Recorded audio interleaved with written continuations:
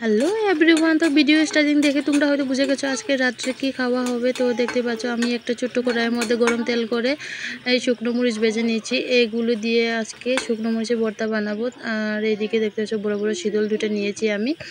আর এই পাতা আজকে ভর্তার মধ্যে অ্যাড করব। এই পাতা আমরা নিয়াম্পা বলে জানি না, একে তোমরা কি বলো? এর নাম যদি জেনে থাকো তাহলে প্লিজ আমাকে কমেন্ট করে জানাও অবশ্য।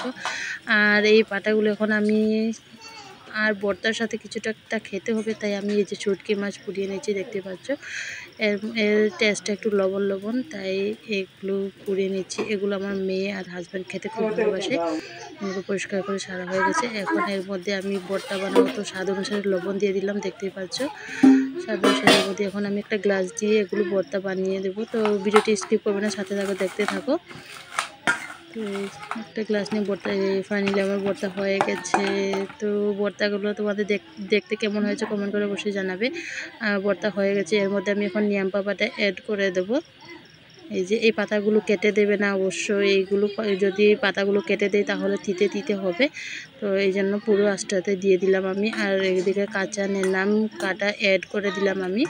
তো দেখতে পাচ্ছ আমার ফাইনালি শুকনো মরিচের ভর্তা রেডি হয়ে গেছে।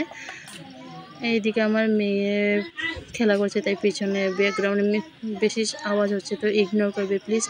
এই যে আমার রাত্রের খাবার রেডি হয়ে গেছে। সো ভিডিওটি কেমন লেগেছে, যদি ভালো লাগে তাহলে লাইক কমেন্ট শেয়ার করে দেন। Okay bye, good night, take care, bye by.